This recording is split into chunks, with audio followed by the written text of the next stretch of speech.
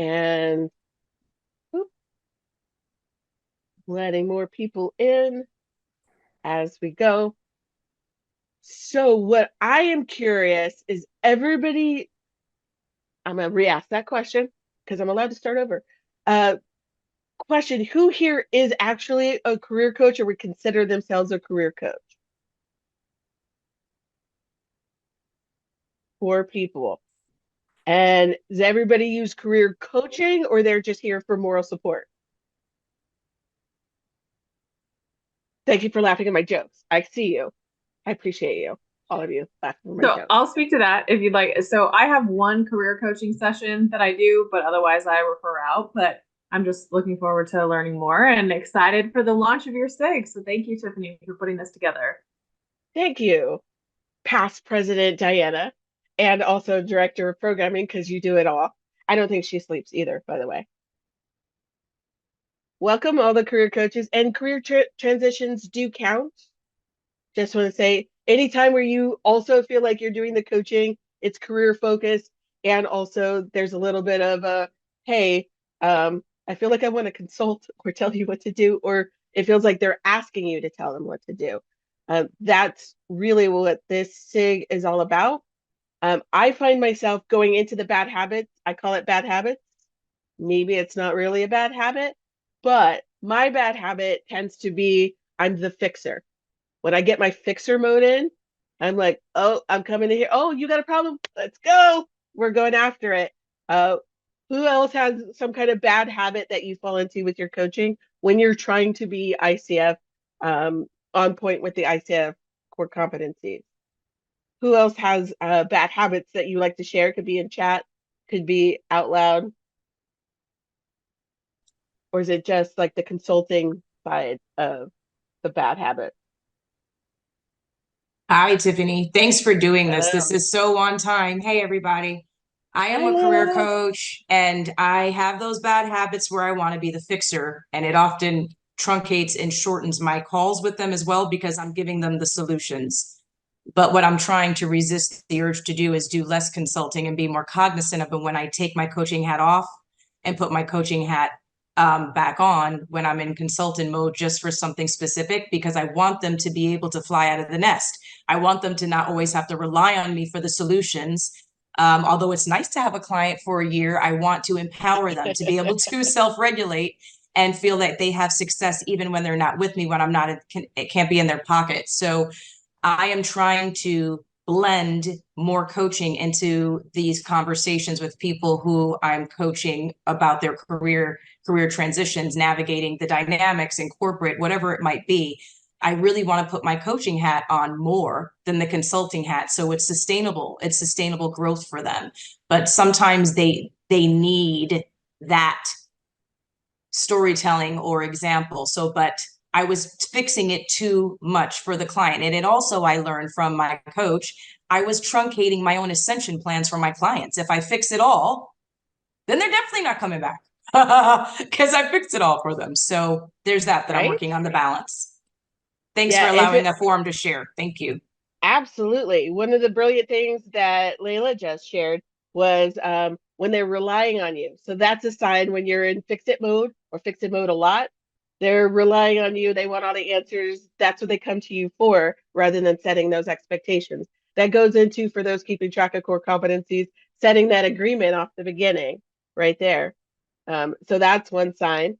We've got other fixers here, so I appreciate not being alone. Thank you for sharing. The hardest thing is often what clients want versus what they're looking for. I think that could be true. Sometimes I wasn't finding out until I got my surveys back. And when you're on contract, that's not how you want to find your surveys. Like, oh, snap, I was supposed to do something else. You wanted something else. Got to set those expectations off in the beginning. And then we've got somebody saying career decisions and transitions coming up very frequently with the clients. They were wanting advice. They're thinking they want advice. They think they want advice, but that could be how you turn it into a question. How might you turn that? Look at me getting all coachy on you all of a sudden. How might you turn that into a question when they tell you that they want advice? Who wants to give it a whirl?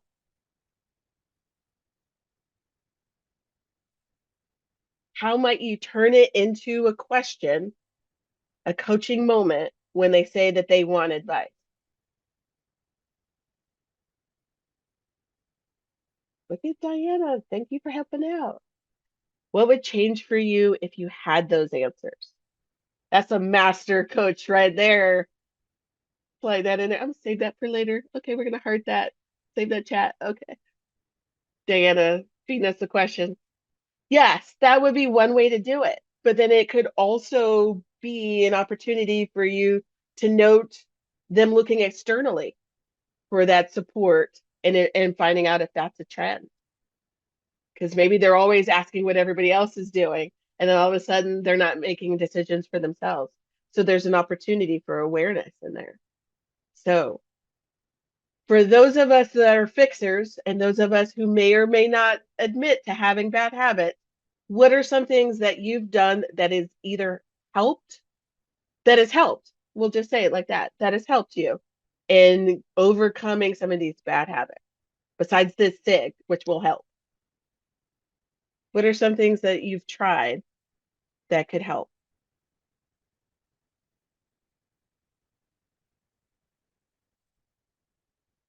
It's a safe space. You can share all your secrets here.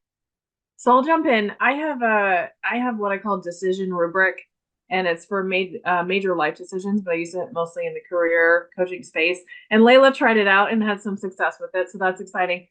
So it can be helpful for me to have an exercise because it's essentially kind of a truncated values exercise, but walks them through kind of what they're looking for, and then they can make a rubric to compare jobs to. So that's usually as far as I take them.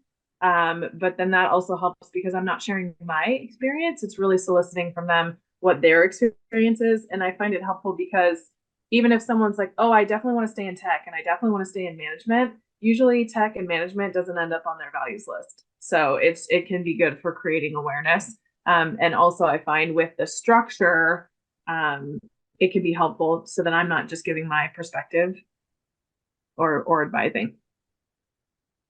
Absolutely. Absolutely. Anybody else want to chime in and share? I use a decision grid myself with some values assessment. Anybody else have things that they want to share? Up, Michael, and then Dr. Kevin. I do a lot of coaching with university students and ones that are specifically taking my careers in music class. So I have to have a different mode that I go into for coaching, and it helps me because I know I've got the teaching mode and I've got the coaching mode, and the students have never had anybody ask them questions like that in their lives. So they're used to the teaching mode. They're not used to the coaching mode, but it helps me to reinforce the agreement throughout, so that I'm going back to the agreement in the first place, and help them understand what coaching is. And it seems to work pretty well. It seems to. Like, how do you navigate that with them? Do you actually put on a hat? I can picture Layla doing that. Put on my coaching hat. Here we go. How do you do it? Yes. Yes. And I try to explain to them thoroughly beforehand what it is. That they're still looking for tips. They're still looking for what is the advice. And well, that's not what we're doing here. And I proceed with coaching questions, and eventually they do get that. But because I know I have to really maintain the compartments, it helps me to know that, because I'm in a different mode with those same people, as we go along. I hear you on that. And then Dr. Kevin, did you want to add?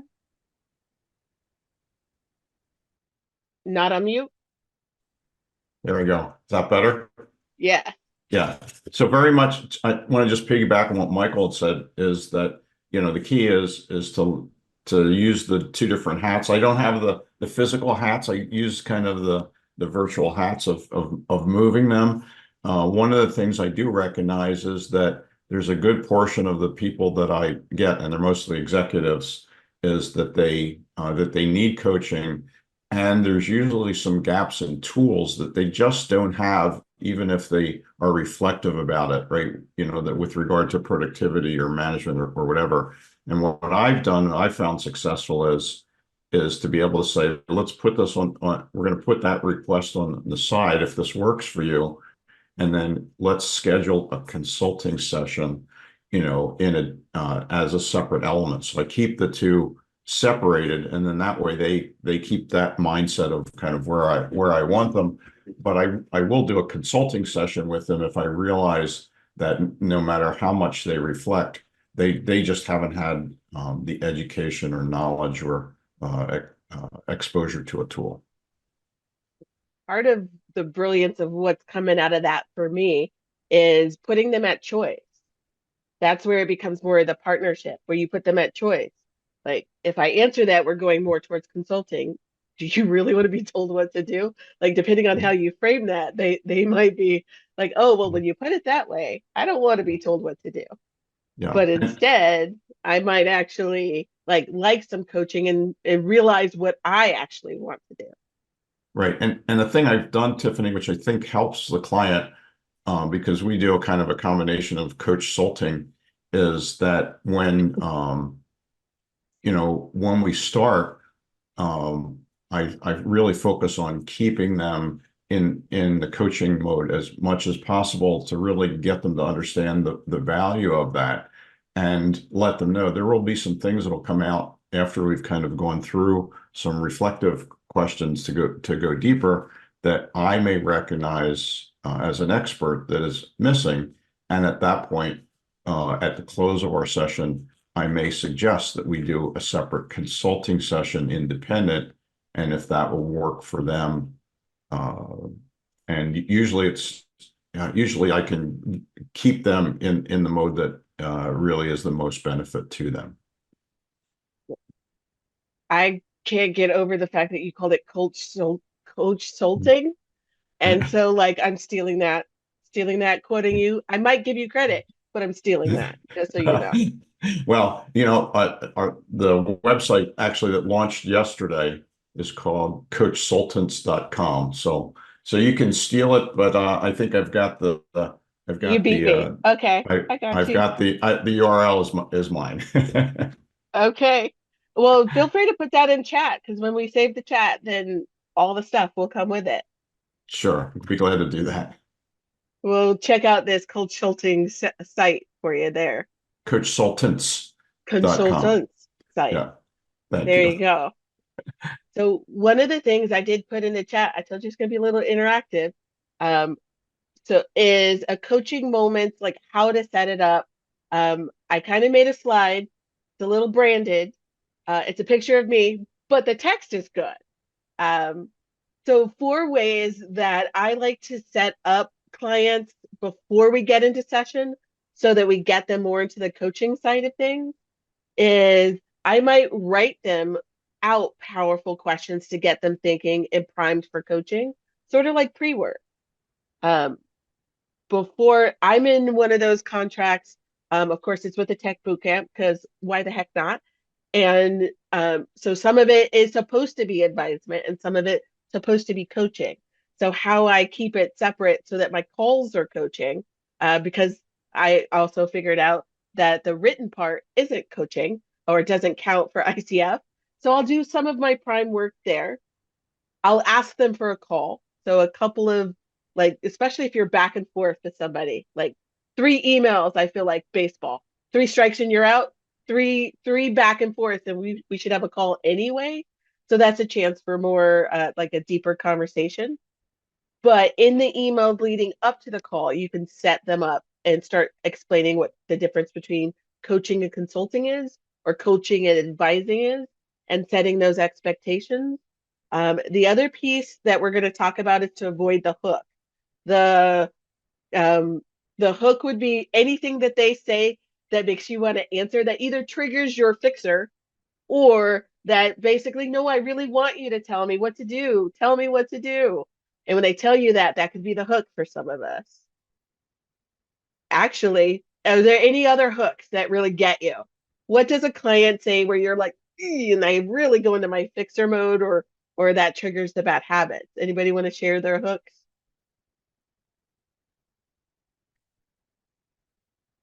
After you go to coachsultants.com, anybody have any triggers for themselves on what gets them into fix it mode or gets them out of fix it mode? No, just me. For me, it's if they're talking about something that has hit home for me and I've actually worked on it myself. It's really hard, and I've already worked my way through them. I just finished kind of getting myself to a better place. It's interesting how you attract people like that in your business, and so yeah, that's that I have to be really careful about that. When you find resonance in there. Mhm. Yes, and it hits home. It can also be motivating, I find, when you give them that choice, right? You ask them that question and they pick a different route than you would have picked, and it works out for them. And you're like, see, that's why I don't just tell you what to do. That's why coaching works. Diana adds, if you have expertise or resonance, it's easier to consult. It's easier. And that's why going for clients where I'm like, I don't have to know all the things you know. You're the expert of you.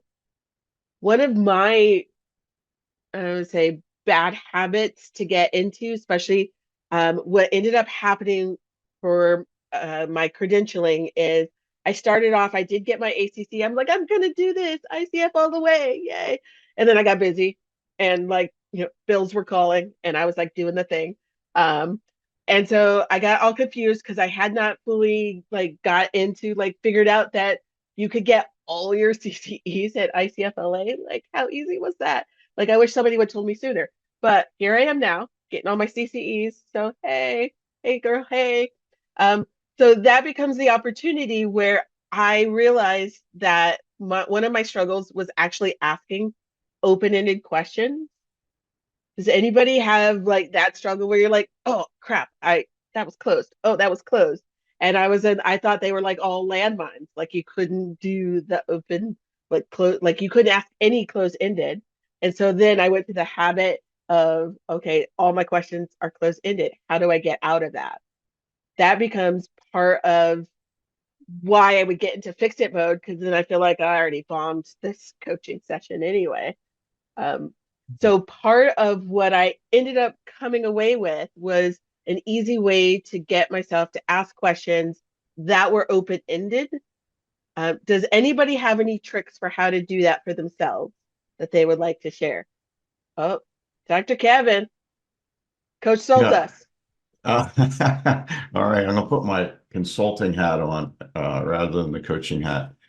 So one of the things we do in our leadership program is we found that most people are masters, particularly kids, like if any of their parents out there are masters at turning the open-ended questions into closed-ended questions. We have good intent, and however, there's some really good neuroscience that says that our brains like challenge. So what we teach in our leadership programs is that rather than using open-ended questions, we teach people to use, the executives particularly, to use open-ended requests.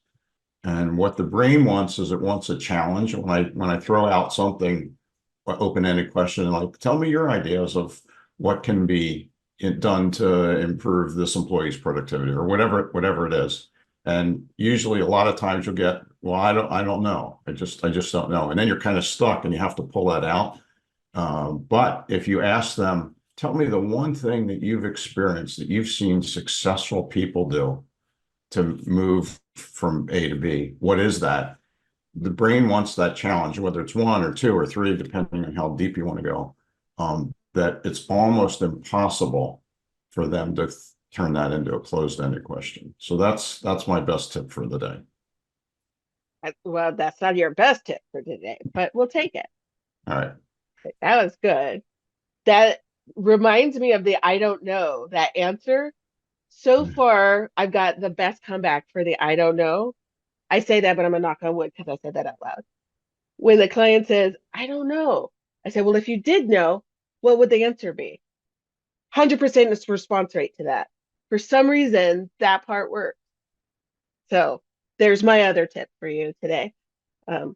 My secret for asking open-ended questions started off with starting with how or what. Any question that starts with how or what, once I figured that out, I was like, okay. So I'm getting ready to ask a closed-ended question and I revert back to the open-ended and I'm how, what. I recognize when is there, how, what, when, but is there another word that we could start with that gets us to the open-ended side of things? That is not why. Okay, I'm gonna say that. I'm gonna just take the why out of it. If we use how, what, when, we ignore why, is there another word that we could use that would give us an open-ended question? Oh, I love the imagine. Anybody else got John Lennon playing in their head? Want just to see the word imagine? Imagine is a good word. What are some other words that you use to start questions to make sure that they're open-ended? Because I feel like that's one less thing to worry about if I know what word I'm going to start. I think I like the imagining one. I Where? actually done that with a client where you basically imagine yourself in your ideal job. Where are you? What are you looking at? And then it just becomes like this envisioning, and you're kind of almost tricking the client into doing it because they don't know, but then they're just like generating this insights. So that has helped. It's also sometimes it helps to create, and this is, I wouldn't say this is strictly coaching. It's a little bit more of being like a two-handed economist, right? Where you're laying out maybe some commonly known, but maybe not known by the client, things about like different paths, right? So like, for instance, like this path is a forest, this path is a desert. So you can say that, and without it being, advising, right? Because it's just more factual knowledge. But you're not making the decision of the path. You're just kind of telling them like, well, on this road, you're gonna see a forest. On this road, you're gonna see a desert. So how would you wear? What kind of clothing would you wear for that? You know what I mean? So it's things like that where you're kind of skating the line of coaching and consulting, I guess. Yeah, you're giving them the choice between options, but there's some direction in there. And then Diana posted in the chat that reflections can be helpful, especially if you're highlighting trends. Like it sounds like, I think my get out of jail free card was the what's coming up for me. Like, and I'm noticing other coaches say that. What's coming up for me as you say that is, and then making that that observation. And then the tell me about a time when, tell me about say more is coming up in a few sessions. I'm doing reciprocoach and my coach keeps saying say more, and then you just get them to open up, and then through that they start to hear themselves a lot more. So as part of the establishing the agreement, to get more coaching into those calls, especially when you find yourself in the fix it mode, establishing the pre-work. So the pre-work might be reading up on what coaching is, might be giving them a resource to think about. Then you could ask about it versus you telling them about it during the call. Setting up those expectations off the top, but then also, how do you determine when's a good time to coach versus who's coachable? I guess would be that way. When are you more in the directive consulting side, and when are you more in the indirective coaching side? Who's got tips and tricks and thoughts on that?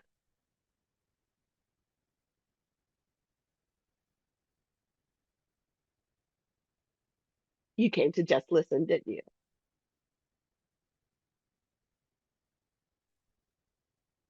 Well, I think it's probably if you're at least consider yourself a subject matter expert in the area um, that they're engaging with you on, then I think you have a little bit more leeway to talk about them. I mean, if I have a client that is in the medical field, I have no experience in that whatsoever, so I don't feel like I should be advising them in any way, shape, or form. But if they're going into marketing or investment banking or something like that, I'm well within my rights to say some things that like, well, oh, I don't know. I mean, I'm really bad at math, but I want to become an investment banker. It's like time.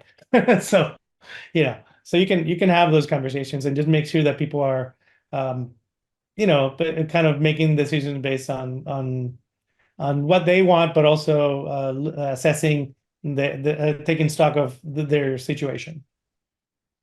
Yeah. So getting the stock of the situations, what I'm getting is that it's situational. Layla put in chat, if you're conducting a mock interview, those are more consulting sessions because you're advising them on how to answer or approach the question. Coming up with those opportunities where you see like you could dig deeper and they want to dig deeper, and then you could get into the coaching, turn it more into a coaching session as an opportunity there. But if it's the client agenda versus your agenda, you're definitely more in the coaching side. If you're sharing client insights or about as opposed to your experience, you're definitely more in the coaching side. My favorite formula that I've come up with since learning that I could offer up observations. Um, Tricky part is offering up observations without attachment, because that's part of the competencies, right? But then the acknowledging plus ask, acknowledging what that you've observed something or what they said, and then ask a question so that it's not a statement. Because like, oh, it looks like that's really tough for you. Well, great. Thank you for that observation. Thank you for those 2 cents. But if you ask a question, how does this feel, or how does this come across for you? And turning it more where they could share their observations or what they're noticing. Definitely not those questions. I'm not sure I'm a fan of the questions I just asked, but you get my gist.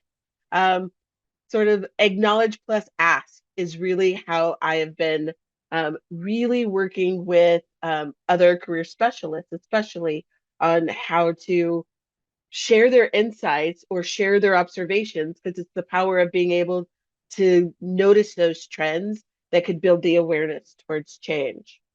So some of the hooks that I've fallen into is, what should I do? Or when they ask, what do you think?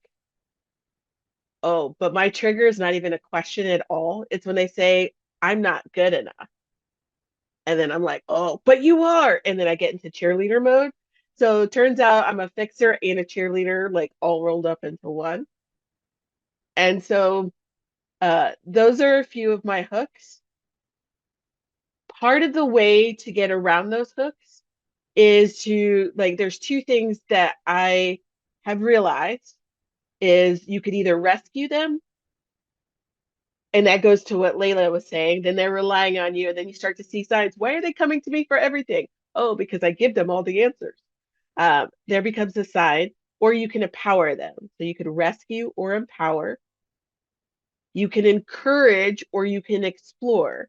So if they come in with the, oh, I'm not good enough, if you get into the cheerleader mode, anybody recognize themselves as a bit of a cheerleader, encourager in there? Or if you encourage them, of like, yeah, you can, go for it, you can do all the things, versus explore, how might you handle that? How might you turn a situation where somebody says, say you get into your cheerleader mode and they say, I'm not good enough, or I can't do that. How might you encourage? How might you explore? Anybody want to offer up an example? I'll share. So I think circling it back to the coaching agreement is really important here, to be like, what are you looking for? Right? Because sometimes people don't have a cheerleader and they don't believe they can do it. And that's, we have to be careful that we don't just assume and then dive into that. So we're keeping the client in the driver's seat. So I think just kind of, I'm hearing that you don't feel supported And, you know, as your coach, I'm happy to provide additional support and help you see that. Is that where you want to spend time today? Right? Because it's just it's the whole kind of asking for permission, but also coming back to clarify that agreement. And then I also just want to say, as a mentor coach and an assessor, Tiffany's doing an excellent job on how to career coach within the ICF standards. But I also just want to speak on behalf of it is realistic and okay for us to have a hybrid. So I just want to acknowledge that, because sometimes people walk away feeling like, oh, I'm a bad coach because I'm consulting. We know from Dr. Kevin that no, that's a whole opportunity. So I just want to put that out there, in case we have kind of newer coaches in the audience, and, you know, appreciate the way that you're aligning us to the competencies, Tiffany. Thank you. And I wholeheartedly agree with Diana. This is really meant to be a SIG about finding your own way to do it. Because if we find our own way, I feel like it's easier than trying to relearn the competencies every time it's credential year. And I'm calling it credential year because I'm really focused on it right now. But it's the renewal year. So there are many ways to do it. This is more like a mastermind, which is why breakout rooms are coming. So we we have that. Couple of things I'm going to give you. Let's practice the hook and the getting out of the hook in a breakout room. One thing I do want to offer up also in the hook is you can return the question. So if they say, what should I do? That's a great question. What should you do? Like, turn that question back around on them. Or you could do like Raphael did earlier and give them options. Well, what do you see as your options? You know, you could ask that and see what the options are, or summarize that and feed that back to them as well. And it looks like Dana said something else in there. There are times when they're training in the moment versus coaching, and recognizing those moments. There's a graphic I totally want to share with you, which I'm going to stall and put you in breakout rooms while I go find that graphic. So there's that. So my invitation to you for this breakout room, we're going to give you a little bit of time to talk about what your triggers are, like what that hook is for you, where you get into coaching or consulting or coach-sulting, because that's now going to be our keyword buzzword of the day. So good branding on your part, by the way. So where you see yourself with the hook and how you address it. What's your tendency and what would you prefer to do? Does that make sense? Or do I need to try to say that again for everybody before we put you in breakout rooms?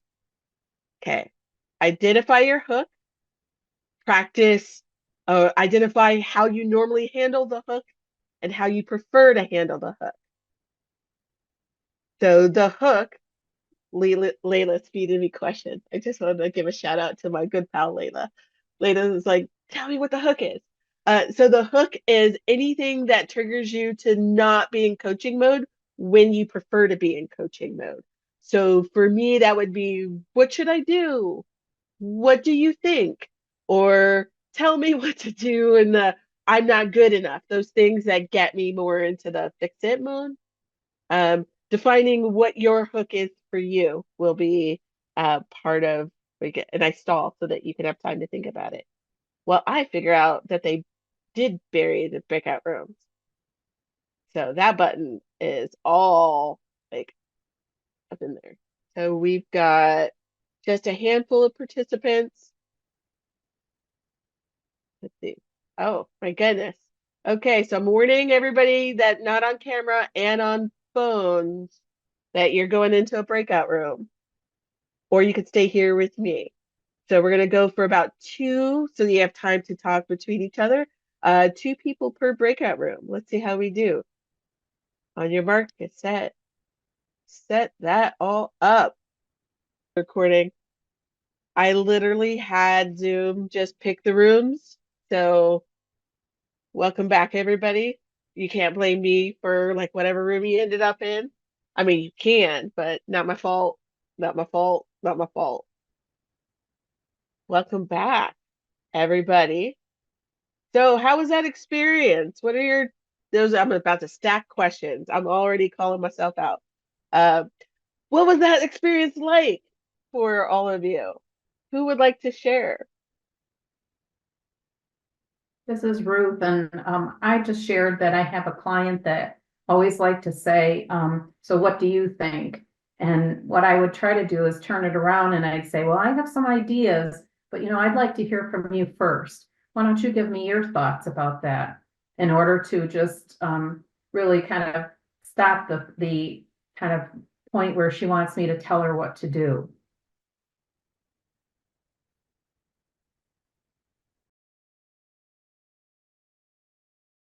You're I'm muted, on Katie. mute. I'm on mute. I was just thinking that gets me too when they say, well, what do you think? And being able to call out that trend. I think that's a great way to do it also. Hey, Dr. Kevin, Hey, what came up for you? well, first of all, I think you put me in the perfect room. I couldn't have chosen a better room. I did it on purpose. Well, it worked out because I was in the room with Ayelet in Israel, and I was a professor in Israel for 12 years and taught there. So I felt very, very comfortable, working with Ayelet, and she had a wonderful way to start that I can share. Hopefully, it's okay with her.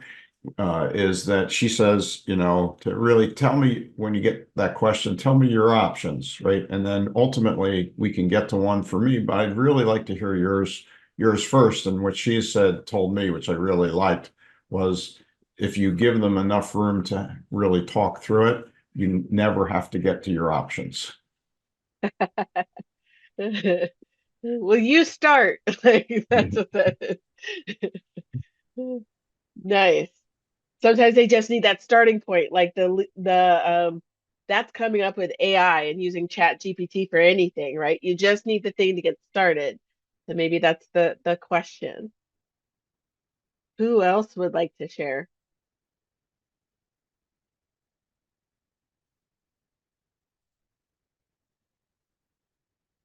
I will share one thing that came up in our conversation, is imposter syndrome. How is that for a hook? Anybody have experience with imposter syndrome or been introduced to that or have clients that experience it? I am surprised by the number of people who tell me they've got it. Like, so they recognize it. They're just coming in and like, well, I got imposter syndrome. Okay, so what are you going to do about it? So a few of you do. How do you handle that in the course of your conversations? Because quite a few of you raise your hand. And I'm not going to call on you. So Tiffany, to answer that question, I'm going to go into a consulting mindset versus a coaching mindset, because I actually had this come up recently with a client, and there's a theory that I'm looking further in and studying. It's the U.S. education system. And so what I shared with this client was, think about our education system. In order to be successful, you had to be perfect. You had to get A's, you had to have all the answers. And then you go into the real world and you don't have all the answers. Your job is to help cultivate the answers. And so just sharing that with him helped him shift his mindset a little bit and, take the pressure off of himself. Because we're taught at a young age that perfection is getting perfect grades, knowing all the answers. So I did it from kind of just sharing an observation. Then I asked him what he felt and how he thought about that. So I did turn it into coaching, but I did do advising to start off with. Yeah. See, and that's one of those examples of the hybrid, like Diana was talking about. That is the tricky part, especially when you're thinking about ICF coaching, and also we've got this expertise, or we want to get them going in that direction. One of the things that's helpful, and we might also turn this into a book club because I love a good book and I love good answers from books, but there is something called the Imposter Syndrome Institute. I don't know that I'm enrolled in that class because the book was good enough for me, but I offer that up. the founder of that has a book called The Secret Thoughts of Successful Women. But really, men and women actually are impacted by imposter syndrome. And part of what that book starts off with is redefining success. Because in what Patty was saying was that perfectionism. And I used to hear all the time is don't let perfect be the enemy of the good. And so getting them to figure out what their definition of success is, and then also the like how they could redefine it, or is that definition still appropriate right now? Anybody else want to share? Yes. Michael and then Rachel. Thanks. As you know, with musicians and with coaching, I don't do all musicians. I do all kinds of folks, but it's a big thing with musicians. Can you show up? So I encourage it. What would it look like for you to not have that? For you to conquer that, and what would it look like for you to be controlling your own space? And it's something that is, for performers, is very important in controlling your space. What would that look like? How are you going to get there? And so just envision it, imagine it, that you are controlling your space, and what would it look like? And what's the gap from that place of your aspiration from where you are now? Yeah, it feels like dreaming out loud, which I think Raphael brought up earlier too. Yeah. Rachel, what would you add? Yes, I hear that term all the time, as I'm sure a lot of us do, in working with leaders. And I live here in San Francisco, and I think it was later November, I got to attend a live conversation here in Silicon Valley that was Adam Grant talking about his book, Hidden Potential, with Michael Lewis, who's the author of Moneyball and other amazing books as well. And I love Adam Grant's take on this. And by the way, if you don't know him, he's an organization psychologist at Wharton Business School.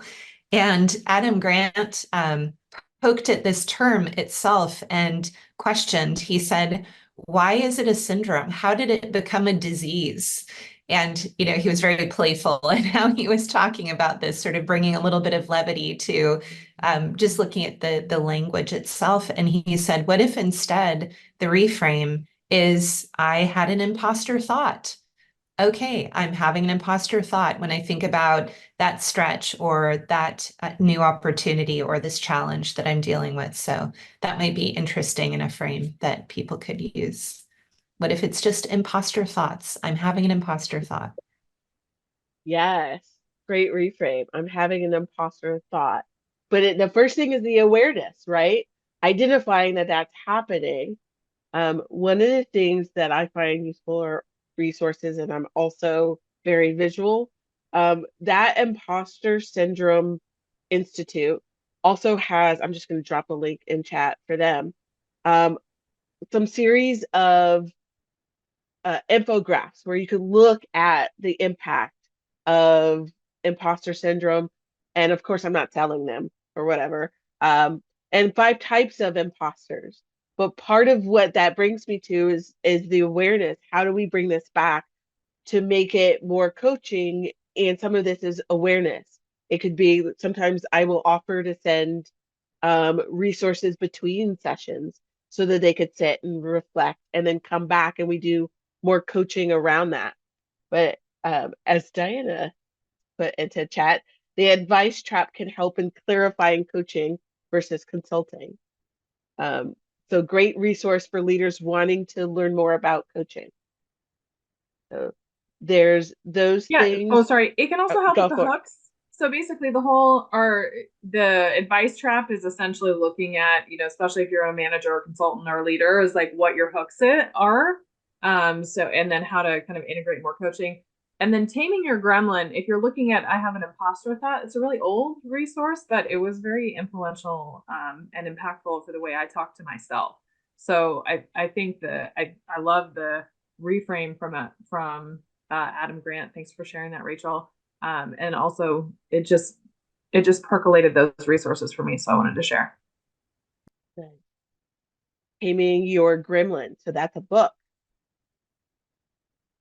Is that right, Diana?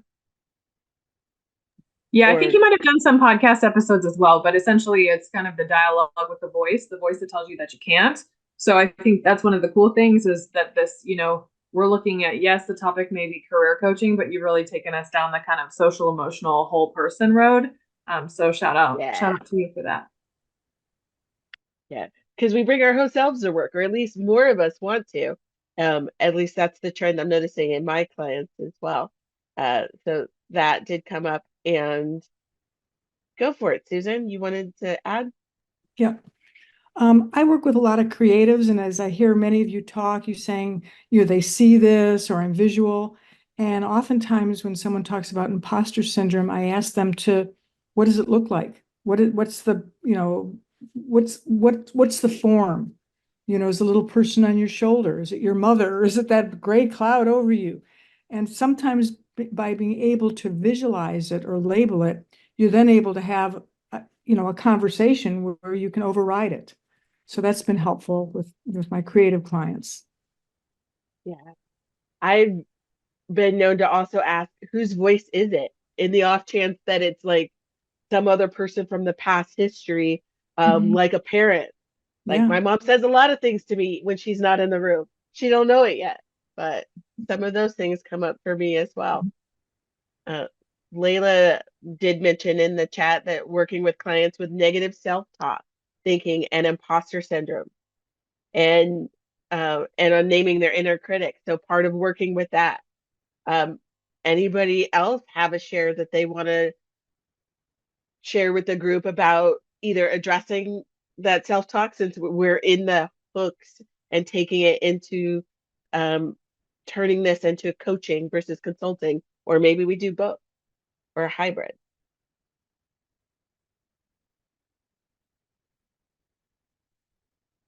Anybody else have anything they want to add on this thing?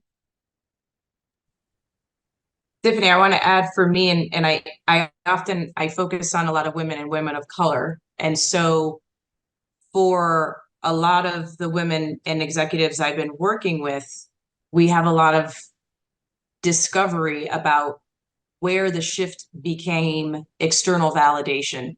So, we root a lot in this discussion. We spend a lot of time in this space of identifying the branching moments when the if they had internal validation, where their confidence comes from or their validation comes from. Sometimes it's even how they were rewarded as children, going further back, and I'm referring them to, flesh that out with a therapist and referring out. But a lot of it is just finding out where their validation stems from so that it's sustainable moving forward. So sometimes it's not just those negative thoughts, it's how they define success in those things. So I root a lot in these conversations about that inner critic, and some of my clients have found it helpful to almost to dissociate, like they see that person, that negative gremlin, and call them out and say, you're not invited. You're not invited to this conversation. And I call it sometimes the committee because they have friends. So I named mine Felicia because I love the phrase "bye Felicia." So that's why mine is Felicia. So I encourage my clients to name them so they actually see them, call them out. And where you're going to put John, Felicia, wherever, they're not invited. No offense any to any longer Johns in or this Felicias space. on the call. So, but that's for me, there's definitely a lot of that internal validation. And sometimes it's wonderful to be in that space with them when they realize the branching moment and that they are externally validated and shifting, and enabling and empowering them to have that instead of giving them the answer is a super prideful place to be as a coach. Yeah. That's it. I'll shut up now. Oh, that was a good chair. That was a good chair. I also have walked clients through naming their gremlin or what have you, and telling them to sit in the corner, like give them something else to do while you handle whatever's going on. So all of those things become opportunities to empower the client to not rely on us. One graphic that I also think would help, I could conceivably put this in chat, but I will also share it. Somebody gave me the graphic as part of this training we were building. But also I went and I used Google image search to find out where this was located, and I found this quite helpful. So I put the link in the chat, but I'm also going to screen share somebody's random website because I can. Here's this graphic where it goes more the directive style to the non-directive style, where you go from telling, instructing, advising. So that's where we're in advising. Sometimes the hook gets us there. Sometimes the situation sounds like it gets us there, where we're doing the mock interview. So it's not really intended to be a coaching session. Or we go into the non-directive side of things, where we get into the summary and the reflecting back and then making the observations towards the coaching. So without opinion or judgment versus the opinion, solution, direction, and mentoring. And so as I shared this graphic and you see it actually written out, the stuff that we're talking about, what's coming up for people as you see this?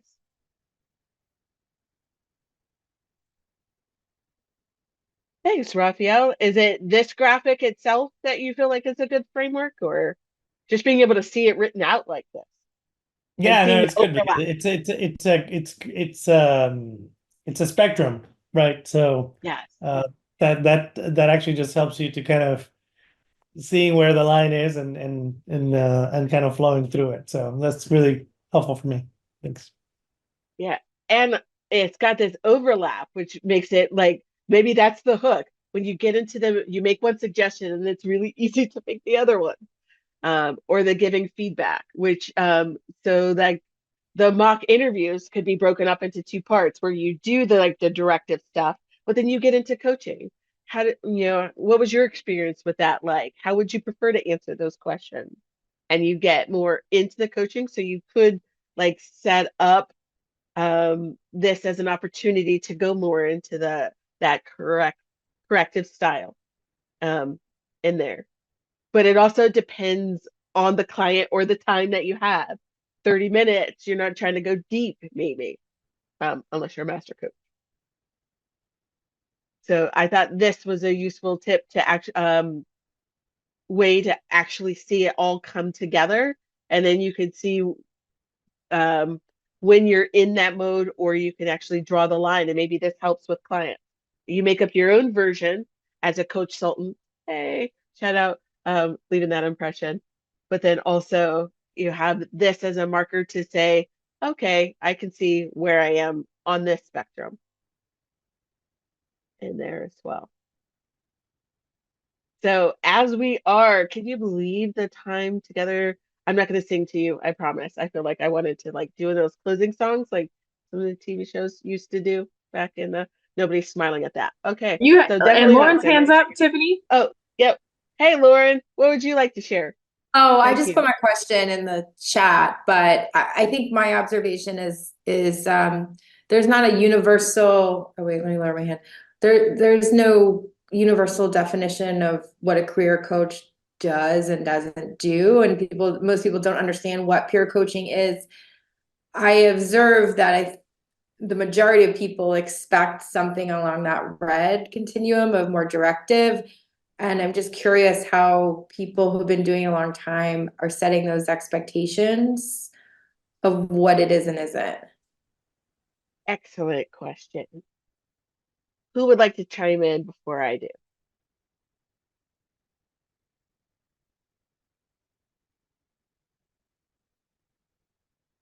Oh, Patty's got her response in there. And it looks like, oh, and Diana's got her response. Ask for the positive intent in the voice, Diana says, as it usually has a positive intent, even if it's no longer relevant. Oh Okay. yeah, and that's Oh, previous from the taming the okay. ground, but it seems like people would like to hear your thoughts, Tiffany. My thoughts. More of it's about setting the expectations in the beginning with so I'll set up like a little bit of pre-work in the email. What is coaching, the difference between coaching and consulting?